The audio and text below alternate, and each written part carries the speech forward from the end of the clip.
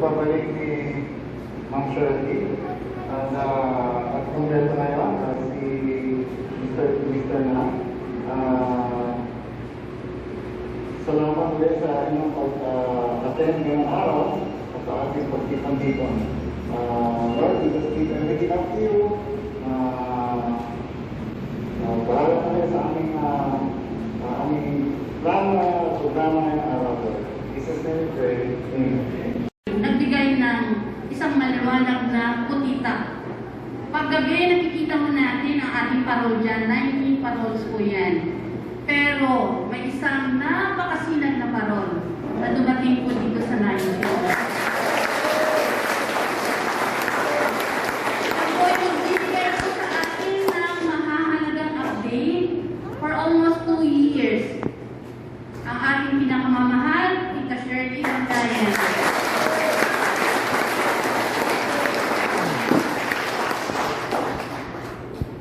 Hello. Long time no see.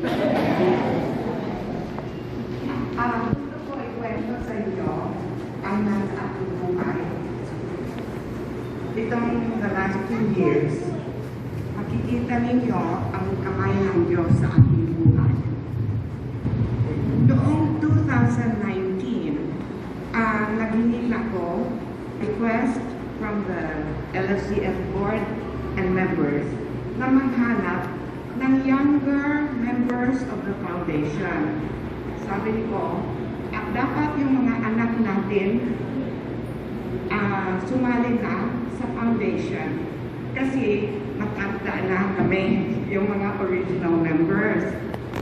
So, ang nangyari is 2019, habang ito'y ginagawa at tapos yung mga young ones, we invited them, mga anak ni Mr. Lang, the donor of the land, and also my children.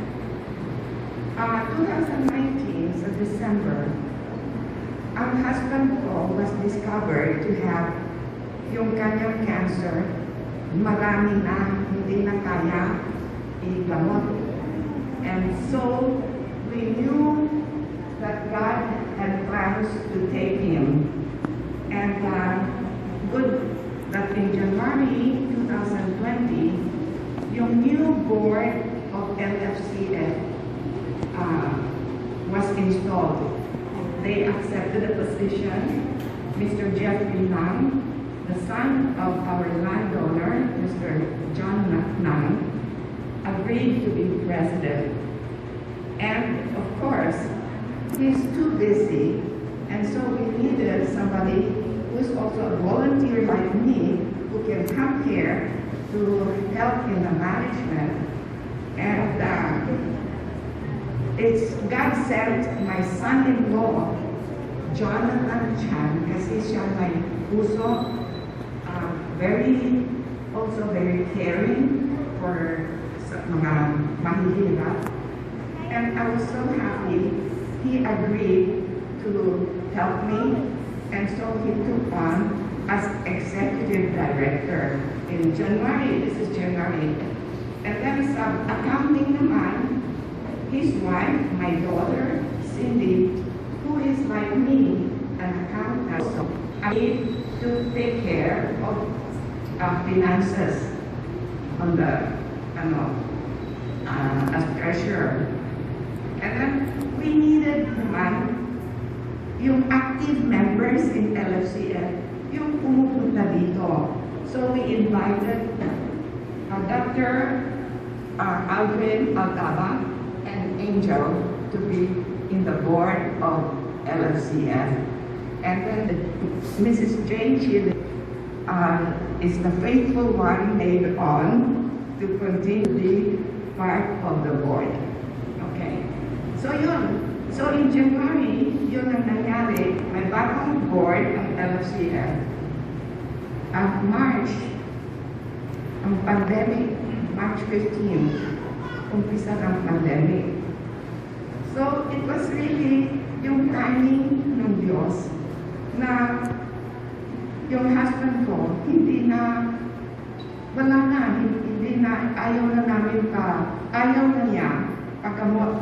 Because pasok labas ng hospital, hindi naman hahaba ang buhay niya. So, he decided to just stay home. Okay naman siya, just waiting for his time kung maging serious na. So, between January up to October, that's when my husband was taken by the Lord. And that was also the pandemic. Dito, everything stopped. Our spiritual formation, a lot of things, for example, yung mga nakakomplete na ng 9 years to be awarded Certificate of Good Standing, hindi namin nagawa sa 2020. That's why we're happy that ngayon, the situation is controlled and we immediately schedule today the awarding because ang dami nagkahantay. So this is my story to share with you why I was away for 2 years. And now I'm very happy that our president, Mr. Jeffrey Nam, is here, and I'd like to request him to give us, for him to talk to you. Mr. Nam.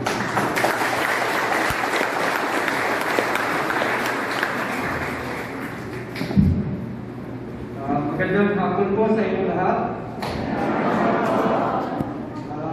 Noong 2008, some 13 years ago, ang aking mahal na ama, si Pastor John P.C. Nam, ngayon siyang naisip na pangarap. Gusto na magtayo ng isang mga Diyos na Nayong Tsinoy at ibibigay sa mga nangangailangan wala pang bahay, kanilang sariling bahay. So, ginawa niya, inikita niya yung mga matatali na kanyang mga kaibigan, kagaya ni Mrs. Shirley Bangayan, Mrs. Jane Chilit, kanyang asawa si Manny Chilit, at maraming pang iba. At lahat sila ay nagtulong-tulong at binuo nila itong LCFC, Living for Christ Foundation. At ang aking ama ay dahil siya ang presidente ng Federation of Filipino Science Chamber Corps at that time, marami siyang hiningin na tulong at donasyon upang itayo itong mga ating 600 ng mga bahay. Siya ang nag-donate ng itong 10 hektarya na lote na ito.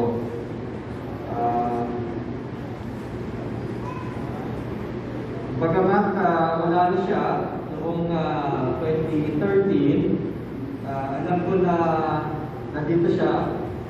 Alam niya na at siya ay masaya. Nakita niya na it's been 9 years since kayo ay nakapasok yung mga bahay. And every time, I'm sure that this is, we build a new house, we turn over a new house, we remember him, and especially today, we are going to turn over the certificates ng inyong pag-aari ng inyong bahay.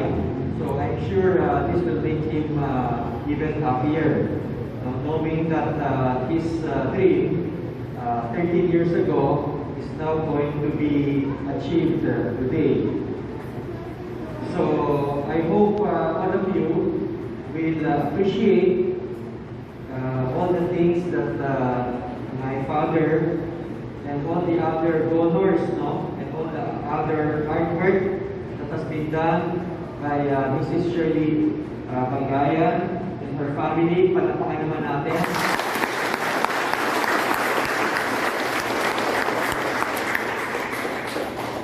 Meron tayong bagong executive director nga, si Jonathan Chan. At kanyang asawa, si Cindy Chan, ang ating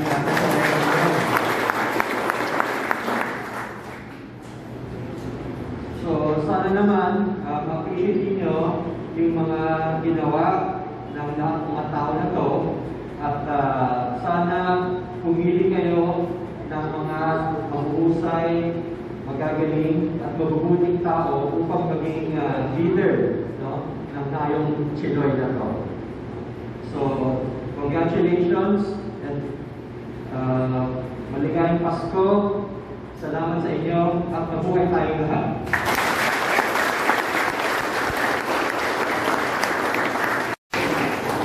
Simula kami dito noong 2014, binagahagi po kami ng CCF. Hindi man po lahat kayo ay nakakasama namin tumigo, pero karamihan po sa inyo, alam ko, nakasama namin sa couples retreat bago mag-pandemic. Tama po ba? Yes! So, alam ko, gusto lang namin kayo i-congratulate ngayong hapon dahil bukod po sa natanggap nyo ang pag-award ng inyong tinitirahan, ay gusto po natin i-celebrate ang pagdilihan ng Panginoon sa bawat isa sa atin. Tama po ba? Alam ko kung kanya-kanyang storya meron kayo bago kayo nakarating sa araw na ito. Pero, isa lang po talaga ang pwede natin panindigan na napakabuti po ng Panginoon sa atin. Hindi lang po yung na nandito tayo, pero buo po yung ating pamilya, nakaraos tayo sa lahat ng ating pinagdaanan, and hanggang ngayon po, sama-sama po tayo. Alam niyo po, ine-encourage po namin kayo na pagyamanin niyo po ang regalong ito. Dahil ang regalo po ito ay ultimately galing po sa Panginoon. At salamat sa Panginoon dahil ginamit ng LFCF para po maisakatuparan ang mga plano ito. Pero lahat po ito ay orchestrated ni God. And alam niyo po, the best is yet to come. Asahan niyo po na ang Panginoon ay napakarami ng magagandang plano sa inyong pamilya. After 9 years or more, alam ko po na yung dating maliliit ng anak ay ngayon ay malalaki na. So, i-expect niyo po that the best is yet to come. Congratulations po ulit sa inyo. And ngayon po magsa-start na po tayo ng ating open forum. So, pwede po kayo magtanong kung ano pa man po yung inyong mga katanungan na gusto niyo pong ilabas. Dahil nandito po kami lahat sa inyo. Thank you. Congratulations again. God bless.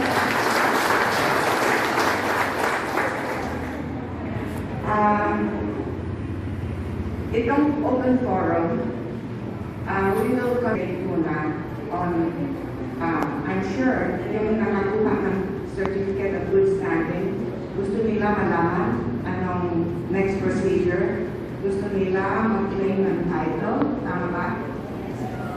Okay. Just to make it short, I just first want to tell you that you are now the permanent residents of Nayong Tsinoy, right?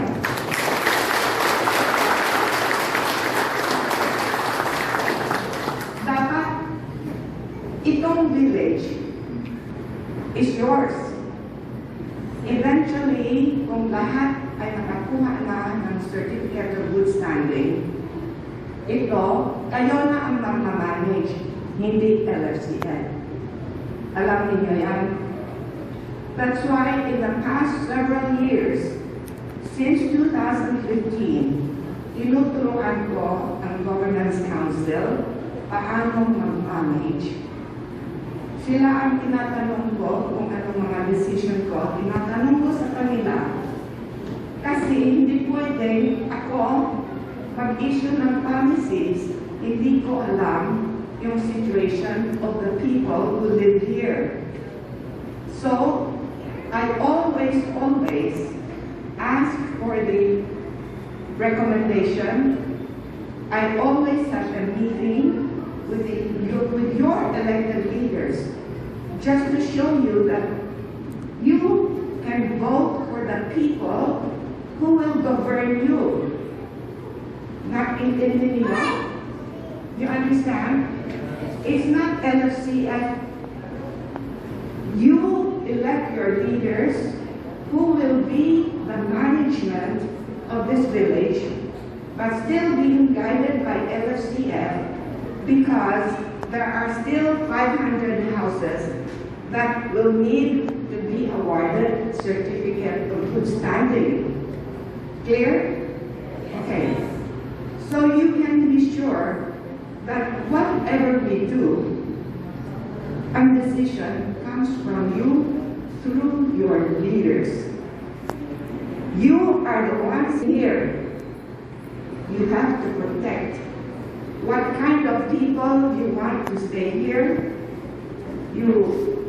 If there are some people who are, troublemakers, for example, or you have masama para sa community, you have to let me, not me, but the management know. And how do you do that? You have to report it to your block elders. The block elders report to their council, their cluster heads. So that when we have a meeting, ang ating evaluation of each resident is talagang galing sa inyo. Hindi ko kayo kilala lahat, di ba? You are now over 500 families. Hindi ko kayo kilala. Only a few. So, it's important that I allow you to give me feedback on the people who will be your permanent neighbors here in this village. If you want this village to be the God-centered village, then you should be very observant and help to evaluate if there are things that should not be done. We have problems with some people, the community. Hindi yung personal akong personal away, that's different. I'm talking about those who try to create trouble for the community. So we have to have evaluation. Di ba, every 2 or 3 years, pinapalitan natin ang ating ID, right? We are due for that in January. And you know that every time we issue an ID, yung evaluation of each resident has to be rated. And sino nag-relate? Yung mga, cluster heads. But the cluster heads get the information from the block elders. Kasi yung block elders ang malapit sa mga neighbors nila. Tama? Okay? So, in January, we're going to have an evaluation again. Determine your status here, kung your behavior, your attitude. Alam na ninyo, you have been here several years, right? Sorry. So, I want not to look at us in LFCF para masyadong mataas. We are not. We are your brothers. We are your sisters. You look at us. Okay? Huwag kayong akala ninyo kasi mas mahirap kayo, mababa lang ang tingin namin sa inyo. Hindi. So you have to look at us.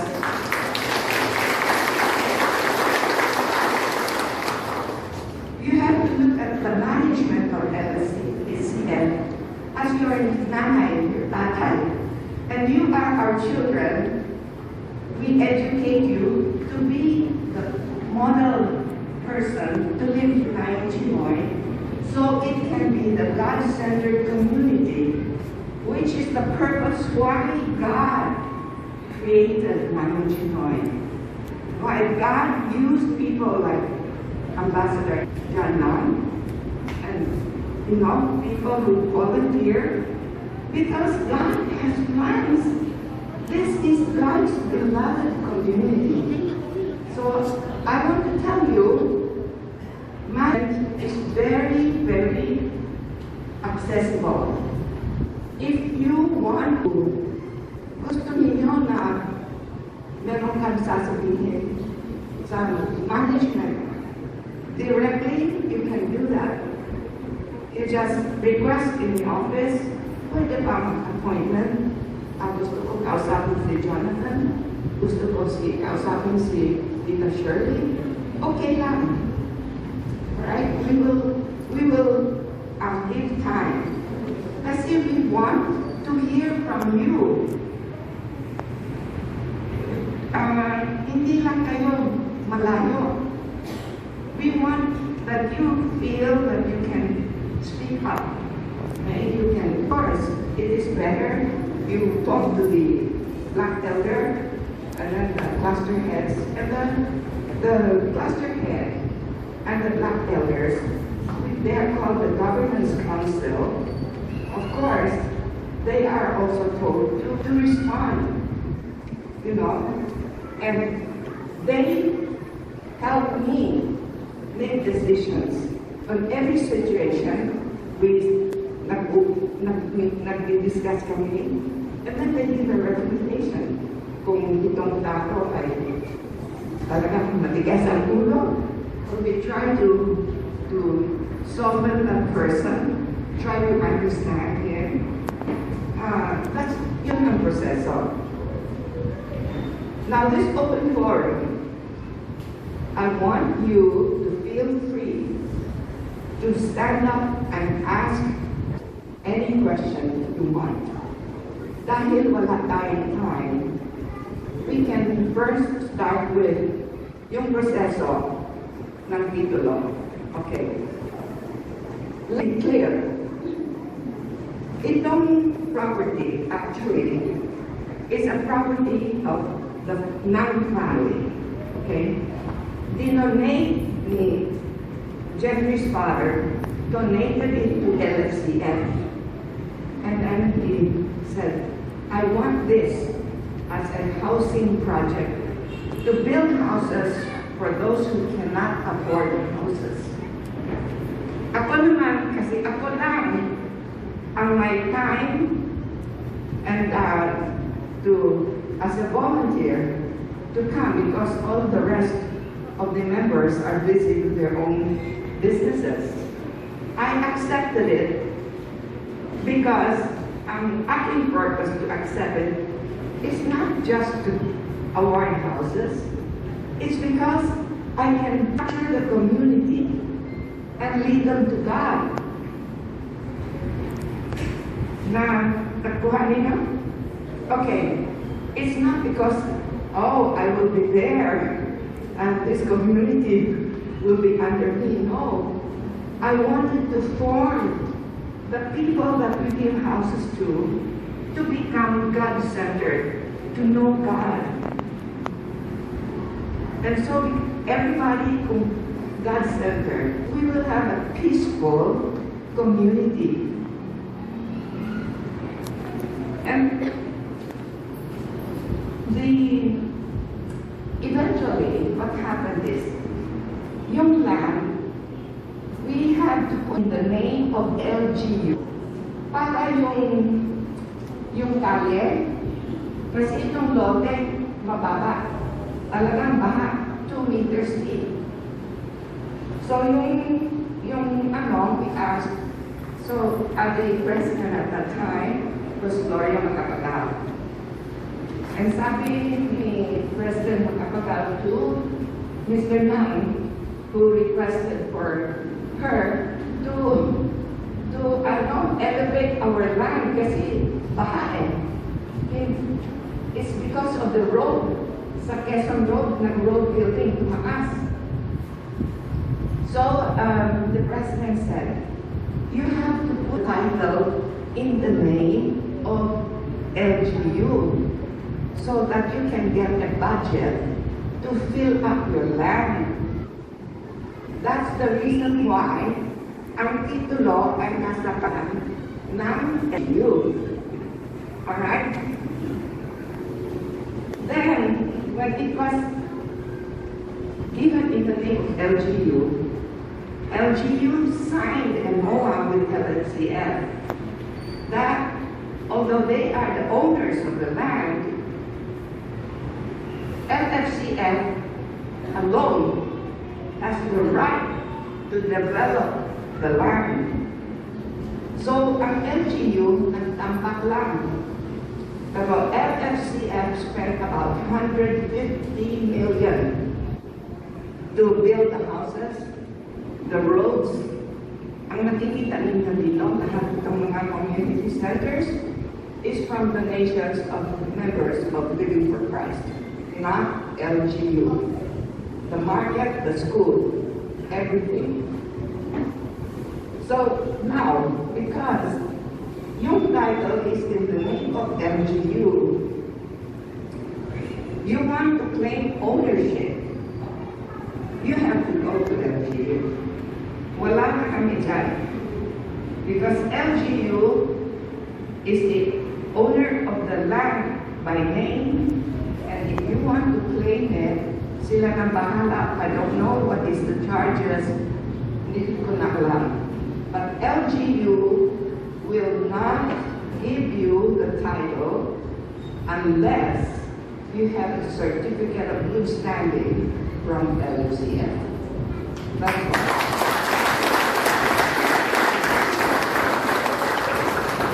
That's why I want to congratulate the 55 candidates today, because this is the first time that we provided really the right for the residents to claim the title. But it is up to you now, okay? Whether you claim the title or not, nandiyan ka naman nakatira. Why do you have to spend for the title? I don't understand.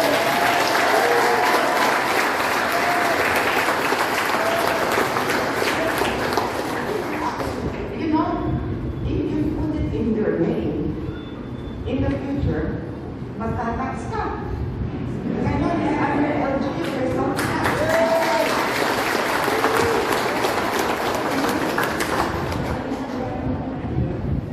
So, I hope this is clear.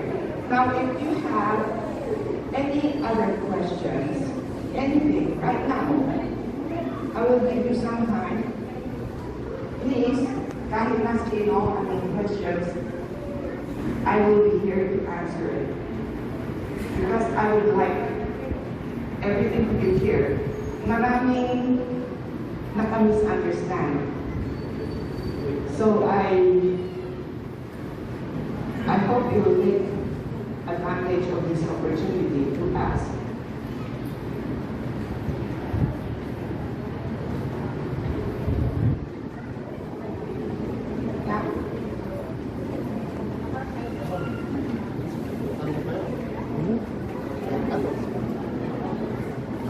So can you tell me if you understood? Yes.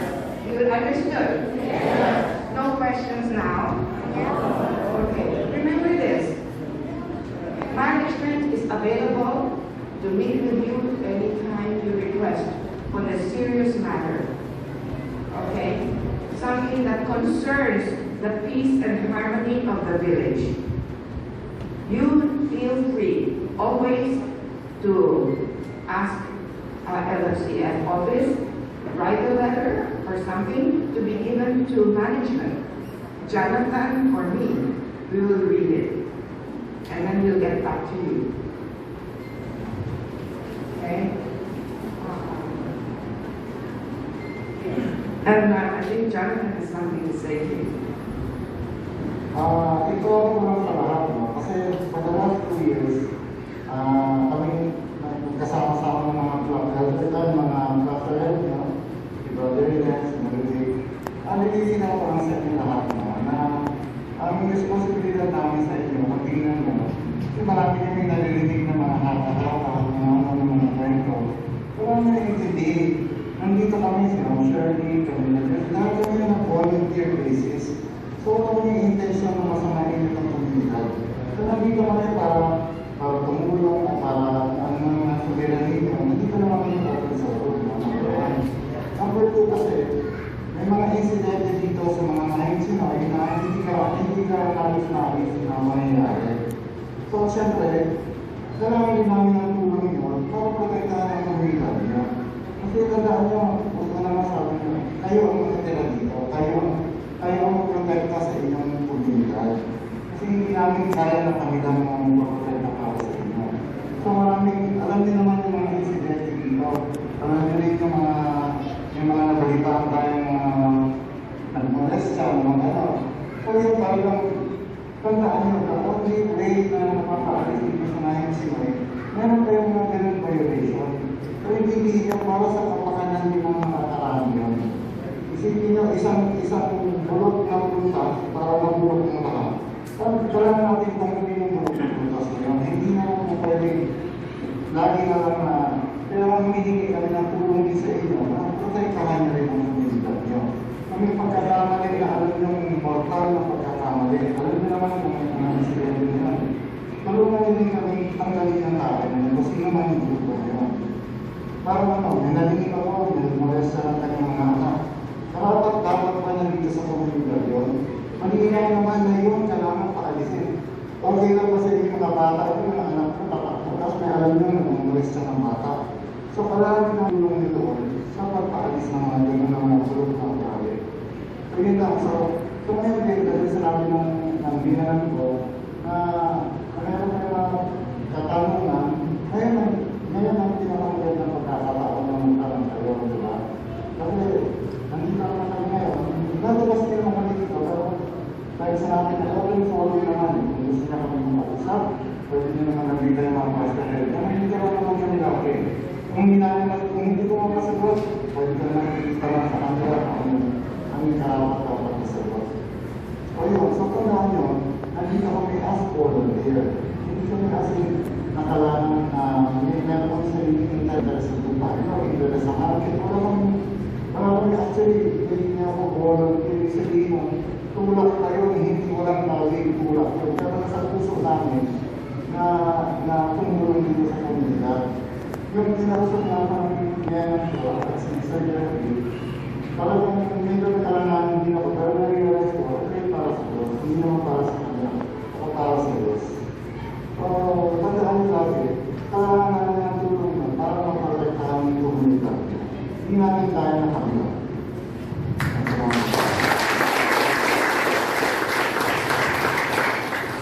I wanted to tell you that actually today you will see my entire family here. I have all my children, my grandchildren who are here. They're all here. You know why? Kasi excited sila. Dahil awarding houses means soon matatapos na ang trabaho ng kanilang mama. That's why I'm telling you, we hope that every year there are many more awardees para tapos na, kayo na, yung Homeowners Association is in process. I already gave them a go signal, the Governance Council, to register the association. All of you are members of the association, you know, but of course, those who are not yet, no certificate of good standing, will be members of association, but it doesn't mean we cannot, you know, terminate and stay if they are troublemakers that refuse to cooperate, or if they disturb peace and harmony in the village. Okay?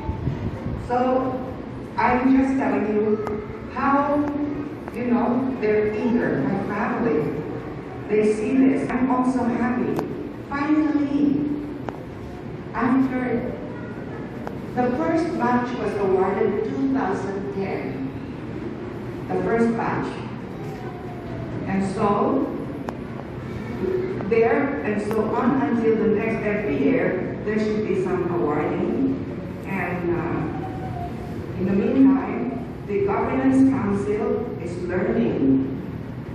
What the Governance Council will decide is what is approved by the management of LFCF. Our LFCF is still here. Okay? But remember, eventually, as a gusto namin mas maaga, that we turn it over to you, at saka kami, pwede na kami, we can exit. Understand? So now, I'd like to,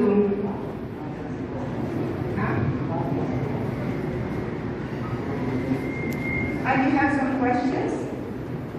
Yes, yes.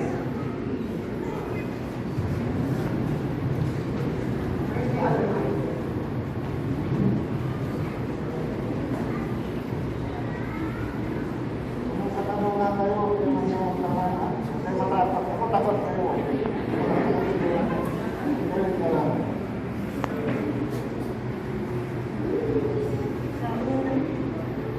Unang pasalamat sa congratulate po sa ating lahat. As of 5:30 po sa Colombo, we are bonafide, certified, and legit owner of our home. So congratulations po sa ating lahat. So dahil naghintay tayo, ito na po yung pinakahintay natin. So sana po ingatan po natin. So yung isa po kasing question sa kanina regarding po sa nakasulat dito. So ang hirap intindihin, ang hirap basahin, although ipinaliwanag na ni Tita Shirley, sasabi niya, it can wait. Kasi soon, totoo po yung magbabayad tayo ng tax. So dahil nga po ako, during the problem, isa po sa sinabi ko sa mga friends ko na medyo nagpo-question dita is, we can live here free as we want. So kapag po ipinaglaban natin, yung regarding problema natin dita, so hindi natin alam ang possible na mangyayari sa atin if insist yung sinasabi nilang titulo. So dito, hindi naman question natin kung may titulo tayo o hindi. As long as we live happy and syempre, tawag ko dito, yung nakaka-inspire sa mga neighbor.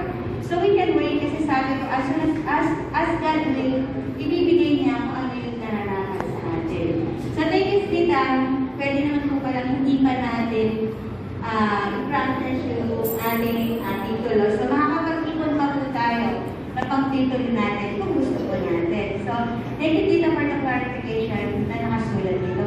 Yung second question ko po, clarification din po, kasi sabi niyo po every 2 years meron pong evaluation. So isa po sa clarify ko, although we are qualified or certified owner of our own home, kasama pa po ba kami sa mga evaluate? No, okay po. So no, if ever, Tita, isa po sa amin na meron ng titulo, naging sakit sa ulo, naging problema sa community kasi feeling niya po, okay na, magugulo na ako kasi akin ang bahay ko eh. Ang pinakatanong po, Tita Shirley, do we have a chance para mabawi yung titulo na? O yung, eto po, kasi pasaway po, naging pasaway po kami kasi napaka-confident po namin eh. No po, guguluin ko na yung kapit-bahay ko. It's my own home. Yun lang po yung pinaka-question. Thank you. That's a very good question. Because there are some, they think that, oh, meron ako certificate of good standing. That means, tapos na ang kontrata ko. Okay? Hindi na ako makinig sa LFCF. I can do whatever I want. No, because you are going to be a homeowners association. And the homeowners association will have rules and regulations which will be approved by all of you and signed by you, right? If there's anyone who does not comply with the homeowners rules and regulations, the residents can write a letter to sanction. I don't know how. You can consult your own lawyer, but that resident who is giving problem will be sanctioned definitely by the homeowners association. Okay. It's just sad if there are people like that, because we have hope that during the 9 years that we have been raising you to be good Christians, that you will just turn around and after all, it was just to pass the grade, para pumasa lang sa grado. It's just a pity But you all can do something about it. You can petition to do something to sanction somebody who refuses to comply or refuse to cooperate with the rules and regulations of the village. Right now, you know what the rules and the regulations are. In a homeowners association, there will be very clear homeowners association, you have your own elections, you know, and then the benefits of that person, he will lose. Malulugi siya talaga. I wouldn't do that, you know. So, there's no one here who is giving us problems that has gotten the title. We have not released the title to everybody who passed 9 years. We are still evaluating everyone. You're the only ones that we have evaluated, those who completed 9 years. But there are some others we have withheld, some because they have utang that has not been paid to LFCF, and some because of, you know, negative reports that we received that we have to investigate. So none of them is among you today. Okay? Is there any other question? Kung may katanungan na sa'yo, baba lang. Kung may katanungan, huwag kayo matapos. Sige. Open forum naman to kasi may ano. So, okay. If you don't have any more questions, and if you do, I'm still around, Jonathan is around, you can always come and ask for clarification. All right. I wish that those who have gotten the certificates of good standing will use their status to be exemplary.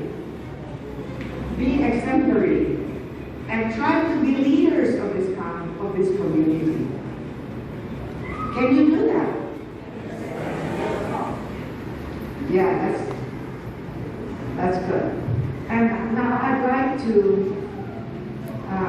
ask, before we have a closing prayer, or should we have a closing prayer first? And I'm by Dr. Aldrin. Oh yeah, oh sorry.